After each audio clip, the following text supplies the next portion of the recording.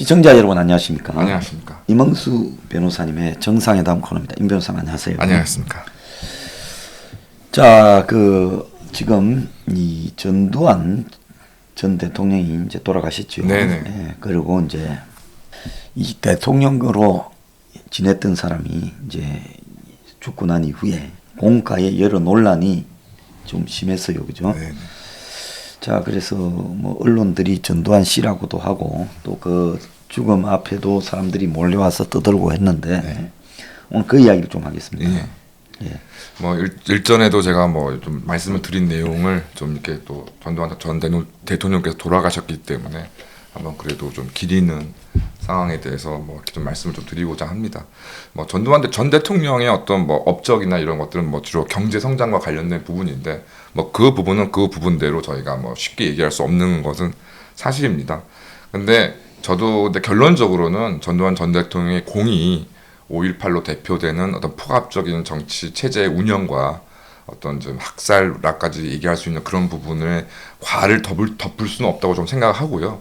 뭐 여러 가지 사정이 뭐 내부적으로 있었겠지만 뭐 소장님께 더 잘 아시겠지만 5.18 당시에 여러 가지 상황의 옵션이 있지 않았습니까? 그래서 심지어 이제 최규하 전 대통령 측에서 이제 이원 집정부제를 제안을 해서 좀 그런 부분까지 조금 이제 완화된 유신 체제를 이제 운영을 하자라는 이제 제안이 있었던 게 이제 역사적으로 확인되고 있는데 결국 이런 것들 다 거부해 버리고 정변으로 이제 실권을 장악하고 이제 5월 17일 날 이제 새벽에 이제 비상 계엄을 이제 전국으로 확대하면서 결국 이제 5.18 사태가 촉발되었고, 그러니까 결국 이 과정에서 또 시위 대응, 이전에 말씀드렸지만 군인들이 이 시위 대응에 굉장히 취약합니다. 장비나 훈련 이런 것들이 전혀 안 돼 있기 때문에 시위 대응에 전혀 어떤 역할을 할 수 없는 군을 전면을 내세웠고, 또 그것도 일반 군 병력이 아니라 특전사를 이제 동원해가지고 투입했다는 것 자체가 결국 이제 어떤 비상적인 상황에서 살상을 주 훈련으로 하고 하는 그 특전사 군인들이 민간인들 사이에 그 배치되었을 때 여러 그 시위대나 이런 공격에 결국엔 뭐 총격으로 대응할 수밖에 없는 상황. 그래서 뭐 저는 개인적으로 발포 명령이 있었는지 없었는지와 무관하게 전두환 전 대통령을 주축으로 한 신군부가 비상계엄을 전국 확대하고 그다음에 특히 특전사를 동원해서 그런 병력을 광주 지역에 배치했다는 것 자체로 이거는 뭐 발포 명령과 거의 전 유사하다라고 생각이 좀 들고, 그다음에 이후 이제 50 집권 과정에서도 이제 포괄적인 어떤 정치적인 체제를 운영했다는 면에서 사실 뭐 유신과 별 이제 차이가 없었고, 결국 이제 박종철 당시 서울대 재학생의 어떤 고문치 사건 등으로 결국에 이제 6월 항쟁이 촉발되면서 결국에 결과적으로는 이제 명예롭지 못한 상황에서 이제 대통령을 퇴임하셨다. 이런 부분들에서 있어서 뭐 공이 과를 절대 덮고 평가할 수는 없다라는 것은 뭐 개인적인 생각입니다. 이제 그런 부분에서 뭐 저도 그 시대를 학교를 다녔죠. 그렇죠. 그래서 뭐 백골련이나부터 시작해서 저도 뭐 그 시대에 뭐 청춘을 날려버렸고, 네. 또 한편으로는 이 그런 시대적인 아픔이 많이 있었던 건 사실이다. 그렇습니다. 그리고 본인이 좀 더 이 부드럽게 네. 연성으로 이렇게 집권을 할 수도 있었는데, 네. 근데 이제 상당히 이거 강압적으로 했고, 네. 또 집권을 유지하기 위해서 또 대학이나 네. 또 이런 부분에 좀 매우 강압적으로 대했다. 네. 그런 거는 뭐 분명한 사실이에요. 네. 그런데 이제 문제는 오늘날 전두환에 대해서 옹호하는 많은 시각들이 생겨나게 된 계기가 그때 전두환 체제를 타도하자고 이 민주주의 깃발을 들었던 사람들이 이후에 살아오면서 하는 행위가 저거들도 독재를 하고 있고, 네. 저거들도 인권을 탄압하고 언론을 탄압하고 반대 세력을 뭐 공지에 몰아넣고. 좀 보세요. 뭐 저한테 보세요. 뭐 세무조사부터 세무사찰부터 시작해서 다양한 행태로 뭐 수입원을 막고, 네. 그다음에 뭐 공안적 대처로 네. 다양한 행태로 탄압을 하잖아요. 그렇습니다. 언론의 접근을 아예 차단시켜놓고. 그렇습니다. 그러면 이 전두환 때나 지금이나 이 물리력의 차이지 이게 연성 독재라는 겁니다. 그렇습니다. 옛날에는 탱크나 총칼로 독재를 했다면, 방망이로 독재를 했다면, 이제는 그런 게 사라지고 합법성을 가장한 그렇습니다. 연성 독재, 네.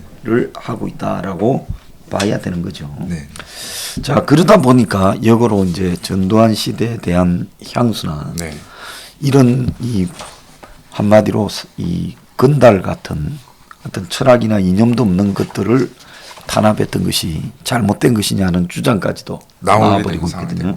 사실 뭐 5.18 뭐 최근 뭐 이재명이 5.18 등 역사적 사건에 대해서 이제 허위 사실을 뭐 유포하는 사람들을 엄벌하겠다 뭐 이런 것들을 다시 좀 내세우고 있는데 사실 5.18에 대한 유포 사실을 허위 사실 등이 뭐 허위 사실인지 뭔지 제가 아직 뭐 확인을 못했지만 하여튼 여러 가지 논란을 불러일으킨 것 자체가 5.18을 앞장세웠던 사람들의 2021년 현재 모습 때문 아니겠습니까? 그래서 뭐 일제하에 대해서 허위 사실 유포, 네. 그 이후에 뭐 6.25 때의 사실 허위 사실 유포 등 모든 자기들이 세워놓은 역사적 어떤 가치, 그게 허위라고 나는 보는데 거기에 대해서 이의를 제기하면 처벌하겠다고 그렇습니다. 이재명이 이야기하고 있잖아요. 네네. 이재명의 모습과 전두환의 모습이 얼마나 차이가 있죠. 그렇습니다. 당시에 뭐 광주 사태라는 이제 5.50때 이제 표현을 썼고 그 광주 문제에 대해서 제기하는 것만으로도 뭐 이거저거 처벌하고 탄압하고 했던 것과 어떤 면에서는 정확하게 반대인 측면에서 동일하다. 저도 그렇게 생각이 좀 듭니다. 또 그걸 넘어서서 그때는 그래도 검찰 안에서 박종철 사건이나 이런 거를 그렇습니다. 밖으로 흘리는 사람이라도 있어요. 그렇습니다. 지금 검찰 한번 보세요. 이재명의 저 엄청난 비리들을 덮어주면서 검찰 조직이 거의 작동도 하지 않고 경찰이 정권의 호위병 역할을 수호하고 그러지 않습니까? 그렇습니다. 뭐가 다르냐? 네, 그렇습니다. 훨씬 더 심한 거죠. 그래서 그나마 이제 말씀드렸듯이 저기 다 많은 분들이 기억하시겠지만 오히려 그런 체제 속에서 그래도 일부 양식 있는 경찰, 뭐 검사, 뭐 이런 각종 사정 당국에서 이렇게 저렇게 뭐 무리한 어떤 것들을 제어하고 내부적으로 통제하는 그런 시스템이 있었지만 뭐 지금 같은 경우는 더 좀 그런 것들을 찾아볼 수 없는 상황이 더 심각한 상황이라고 생각하고 근데 결론적으로 다만 그래서 전두환 전 대통령 악으로 규정하는 것이 지금 2021년에 뭐 의미가 뭐 있냐 없냐를 다 떠나서 저는 오히려 이 부분 그러니까 전두환 전 대통령에 대한 경제 성장, 뭐 추상적으로 경제 성장률이 당시 10%가 넘었다, 뭐 3조 호황을 맞이하였다, 뭐 자영업하기가 좋았다. 물론 그것 자체로도 의미가 있지만 저에게는 더 중요한 부분이 뭐 여러 가지 뭐 한계 때문이라던가 아니면 내부적인 개혁 어떤 성향 때문인지 모르겠지만 집권하면서 사교육 정말 뭐 지금 생각해 보면은 정말 이게 그 오래 전에 그 문제에 대해서 과감한 조치를 취한 사교육 금지라던가 그다음에 주택 가격과 이제 물가를 안정시켜서 서민 중산층의 실질 소득이 사실상 보장되는 그런 경제 그 정책이 정말 좀 주요했다고 생각이 좀 들고 특히 저로서는 이제 주택임대차 보호법 이게 뭐 우리나라에 이제 전세제도라는 게 우리나라에만 있다 보니까 이제 많은 이제 돈을 이제 저 집주인에게 주고 이제 임대차를 하게 되는 경우가 이제 우리나라 독특한 경우여서 근데 이것 때문에 결과적으로 뭐 집이 경매화된다거나 집이 팔렸는데 이 임대차 관계를 이제 인수인계하지 않아 버리면 많은 서민들이 이제 그 거액의 전세금을 날려야 되는 상황들이 있었습니다. 그런데 이제 50하고 정부에 들어오면서 주택 임대차 보호법을 제정해가지고 현재와 같이 주민등록을 이제 이전하고 이제 그 임대차 계약에 대한 확정 증명을 받으면 사실상 이게 뭐 저당권과 유사할 정도의 강력하게 이제 보호를 받는 전세금이 이제 제도가 출현하게 따라서 뭐 그런 이유로 사실 좀 전세금이 폭등하게 되는 뭐 이유도 있지만 뭐 지금 현재 대한민국에서 그러한 요건을 갖춘 임차인들이 대부분이기 때문에 현재로서는 속절없이 예전처럼 뭐 전세금을 날리는 그런 서민들의 고통은 사실상 사라졌고요. 그다음에 뭐 한 번 말씀드렸지만 가등기 당보법 그래서 사채업자 같은 사람들이 이제 집값에 극히 일부에 불과한 돈을 빌려주고 소유권 이전 등기 가등기를 쳐서 그 돈을 제때 변제하지 않으면 집 전체를 그냥 자기 소유로 이전해 버리는 그런 일들이 왕왕 있어서 특히 이제 주택을 가지고 있는 중산층의 경우 하루아침에 자신의 집을 날리는 경우가 너무 많았었는데 그런 법을 제정한 가등기 당보법을 제정해서 그 결과적으로는 그 집의 실질 가치를 청산해 줘야 된다. 라는 이제 그런 법이 시행됨에 따라서 요즘에 뭐 가등기가 때문에 뭐 그 집을 잃어버리고 하는 사례는 아예 없어져 버리는 그런 상황이 벌어졌죠. 옛날에 저희가 어릴 때만 해도 국민학교 다닐 때만 해도 전세값 떼였다라는 일들이 비일비재했어요. 주인이 이제 다른 데 빚을 내고 그렇습니다. 전세 있는 부분을 감추거나 그렇습니다. 숨겨놓고는 딴 데 빚을 내가 그렇습니다. 들고 튀어버리고 그렇죠. 그럼 전세 는 사람은 떼어버리는 네. 그런 일들이 아주 비일비재했는데 그런 것들은 참 잘한 것 같아요. 그리고 이제 이때 이제 문제는 그 3S 스크린 네네. 스포츠 섹스하고 네. 이렇게 스포츠 스크린 섹스. 부분으로 해서 네. 시대적 고민이 없는 사람들한테는 좀 사기가 좋은 세상이에요. 그렇습니다. 좀 동네에 돈 잘 버는 건달 아저씨 같은 경우는 태평성대에서 실패 성대를 이루겠습니다. 낮에는 TV 틀면 프로야구 칼라로 중계하지. 그렇죠. 통금이 없었죠. 그렇죠. 예? 해방 이후에 지속되어 오던 통금이 없었죠. 네. 통금이 없어졌고 또 저녁에는 이제 잠 안 오면 심야 에로극장에 가면 밤새도록 에로 영화하고 네. 그리고 이제 뭐 각종 유흥 산업이 또 완전히 그냥 성매매 산업의 이제 뭐, 진정한 전성기가. 예, 전성기가 이루어졌고 그러다 보니까 사회가 좀 흥청망청하고 그러다 보니까 이제 그 시대에 많은 사람들이 서울로 올라와서 네. 이제 완전히 그냥 몸만 들고 올라와서 노력해서 일정하게 자리를 잡을 수 있는 그런 시대였고 그렇습니다. 또 한편으로는 대학만 졸업하면 직장이 그냥 그렇습니다. 넘쳤어요. 네, 전문학교 졸업에도 네. 원고생도 넘쳤어요. 네. 네. 그리고 이제 뭐 86, 88 올림픽 같은 것도 하면서 한국도 뭐 좀 해보네 이런 거 느낌도 좀 느낄 수 있었고 그렇습니다. 그런데 이제 뭐 국풍 81이라고 하는 그런 또 시대적 이념적인 그런 또 주입도 강제로 하려 했고 또 삼천교육대라 해서 또 깡패들을 잡아간 일도 있었고 어떻게 보면 참 다이나믹한 시대였다. 그렇습니다. 그래 볼 수가 있는 네. 거죠. 아주 폭압적인 정치 체제 속에서 그래도 자유화된 경제 정책이 이제 시작되기 시작했고 그와 함께 이제 사회 문화적으로 또 그 정치를 제외한 좀 자유화라는 자유화가 진짜 이루어진 하여튼 좀 복잡 다단하고 그리고 시대입니다. 본인이 첫째 좀 경제적으로 무식하다는 것을 인정했기 때문에 경제 부분에서는 그래도 전문 관료 테크노크라트들이 그렇습니다. 크게 장난을 치지 않고 그렇습니다. 이 당시 이제 박근혜 전 대통령이 이제 유가 인상이나 오일 쇼크나 부가세 때문에 고생을 했다면 그 과실을 전두환 잘 누렸죠. 그렇습니다. 근데 그것도 어느 정도는 돌릴 줄 아니까 누린 거지. 그렇습니다. 예, 박정희의 유산을 전두환이 따먹었다고 그렇게 볼 수는 없는 것도 그렇습니다. 뭐 하여튼 아무리 저희가 소극적으로 표현해도 잘 관리하는 거였다. 근데 그 잘 관리하는 게 얼마나 어려운지 이 87년 이후 민주화 정권들에서 다 확인될 수 있는 그 거예요. 문민화 시대 이후에 대통령이 잘 관리한 사람이 거의 없었다는 걸로 보면 그것도 쉽지 않은. 그다음에 거듭 뭐 제가 강조하지만 뭐 지금 뭐 전두환 전 대통령에 대해서 우호적으로 평가하는 쪽이 이제 보수 정치 세력인데 대한민국 역사상 전두환 전 대통령만큼 반시장적인 정책을 그래서 철저한 서민보호 정책을 실시했던 분도 없었다 하는 그런 부분들에 대해서는 정말 대한민국 현재 보수 세력이라던가 이런 정치 세력 쪽에서 분명히 이 부분을 인식을 해야 된다라고 저는 생각을 합니다. 그래서 그 이제 전두환을 거쳐서 노태우 시대까지 오면서 이제 이 13 분당 아파트 이러면서 이제 강남의 본격적인 이제 완성. 그렇습니다. 그러면서 대한민국의 이제 중산층 시대. 그렇습니다. 이런 것들이 이제 열리기 시작한 거죠. 아파트를 이제 아파트 등 주택을 한 채 소유하고 뭐 이제 중간 이상의 이제 급여 소득을 받으면서 그리고 일정한 뭐 이 대기업들이 그렇습니다. 상당한 숫자의 근로자를 채용하고 그렇습니다. 또 화이트 칼라를 양산하기 시작하고 마이카 시대를 맞이해서 이제 뭐 국내 여행 위주로라도 이렇게 휴가 때 어디 놀러도 가고. 그 전에 이제 박정희 전 대통령 시대에는 솔직히 말하면 중산층이 아니라 상류층대 대다수의 서민층 이런. 근데 이제 이 전두환 노태우 시대에 오면서 중산층이라고 부를 만한 중간계층이 형성됐다. 네. 자, 그런 것들이 이제 중요한 의미다라고 이렇게 볼 수 있어요. 자, 그런데 이제 그런 이 명암이 엇갈리는 시대였는데, 근데 이제 우리가 한번 우리하고 비슷한 동남아시아, 네. 아프리카, 남미를 보면 네. 2차 대전 이후에 이제 제국주의 시대가 끝나가면서 독립한 나라들이 그 이후에 제대로 된 길을 왔느냐? 남미는 뭐 한 100년 전에 독립했잖아요. 그렇습니다. 1820년대, 30년대 다 독립한 나라들입니다.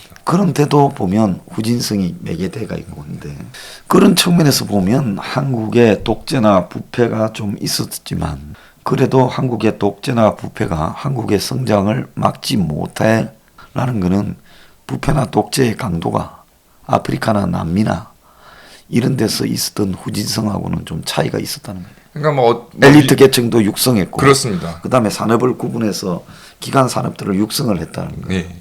어쨌든 그러니까 뭐 그거를 독재다, 뭐 탄압, 인권 탄압이다 비난할 수는 있지만 어쨌든 그 독재를 이끌었던 세력들이 명확한 비전을 가지고 하여튼 사회의 발전을 추구했던 것은 사실이다. 근데 그래서 그런 점들이 남미나 어떤 이제 일부 아프리카에 있는 국가들에서의 그 이른바 뭐 이디아민류의 어떤 그 독재하고는 명확히 구분되는 점인 것이죠. 오늘 아프리카에서 거의 단 한 나라도 정상적인 국가로 성장해 오지 못하고 있고 그렇습니다. 남미에서도 그나마 제일 낫다는 칠레조차도 위태위태하잖아요. 예, 끔찍한 빈부격차가 존재합니다. 그럼 이건 도대체 어디에서 기인하는 건가?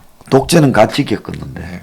한국은 독재 이후에 민주화로 진전되고 또 독재에서 일찌감치 손을 떼지 않습니까? 그렇습니다. 군부 정권이 더 이상의 독재 연장을 하지 않고 그렇습니다.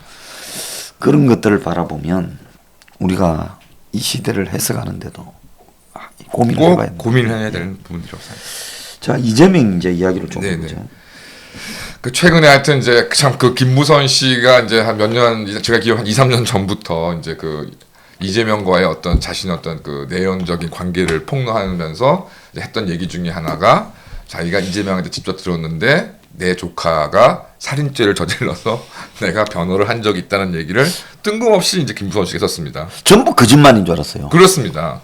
그래서 그 거기에 대해서 가타부타 또 이재명이 반응이 또 없었는데 결과적으로 아마 최근에 그런 문제가 본격적으로 이제 미디어 등에 노출될 것을 염려해서인지 이재명이가 이제 사실 이재명이 이제 그 자기 그 살인죄를 저지른 조카를 변호했다는 사실을 스스로 인정을 하고 나왔습니다. 그것도 좀 교묘하게 네. 데이트 성폭력 피해 뭐 유가족 그렇습니다. 이러한 사람들을 만난데 근데 엄격히 말하면 이재명 조카가 저지른 그 한 가족을 작살내버린 그런 행태가 그게 데이트 폭력이라고 보기는 어렵잖아요. 그러니까 데이트 폭력이라는 표현이 그러니까 시중에 나오게 된 자체가 이제 아무래도 현재까지 우리나라에서 이제 남녀 사이에 뭐 교제 중에 어떤 일어난 일들은 뭐 자기들끼리 어떤 그런 개인적인 문제가 아니냐는 좀 시각이 있고 이제 그런 상황에서 이제 단순한 폭행, 뭐 욕설, 뭐 이제 간단한 뭐 스토킹 행위가 이런 것들에 대해서 이제 사법 당국의 어떤 그 처벌 기준이 너무 약하니까 이제 이거를 다른 사건의 어떤 뭐 싸움이나 이런 것들을 봐서는 안 된다는 취지로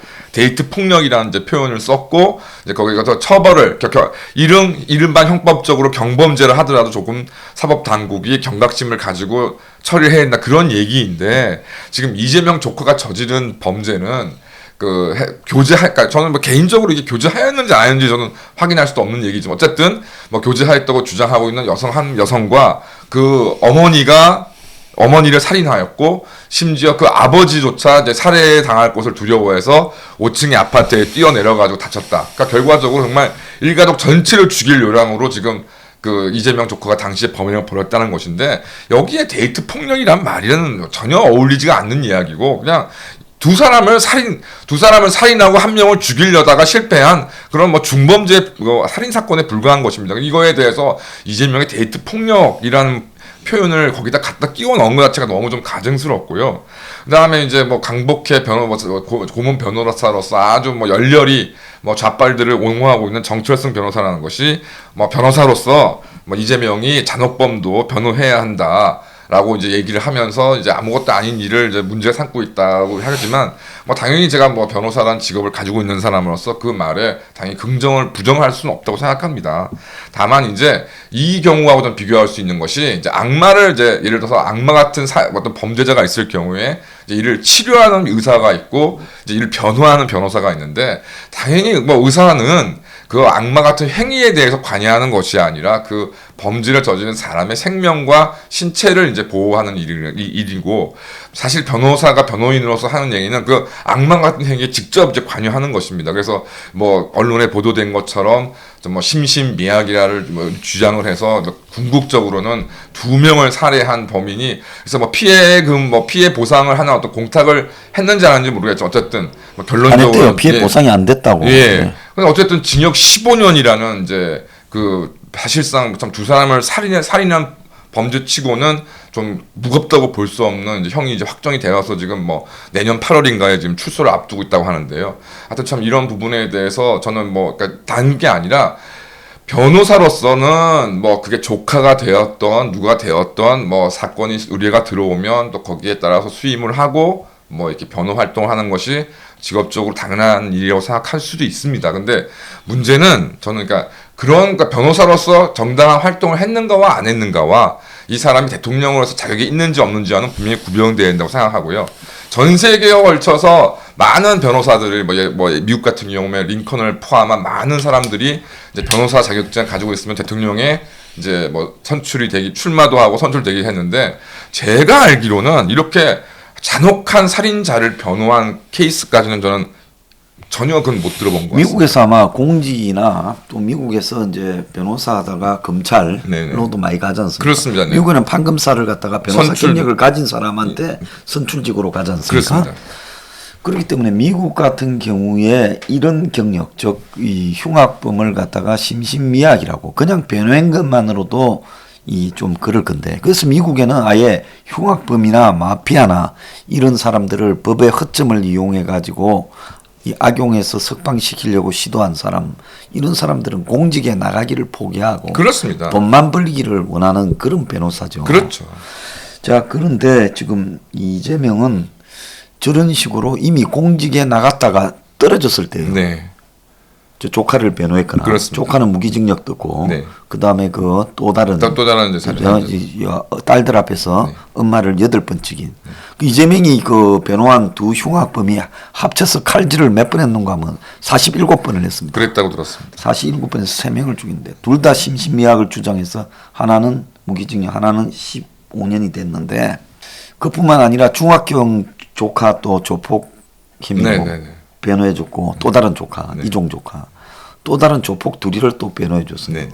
그러면 이재명은 공직에 나갔을 때 하는 말과 변호사로 돌아와서 돈을 벌기 위한 말이 완전히 달랐다라는 게 입증되는 거 아닙니까? 그렇습니다.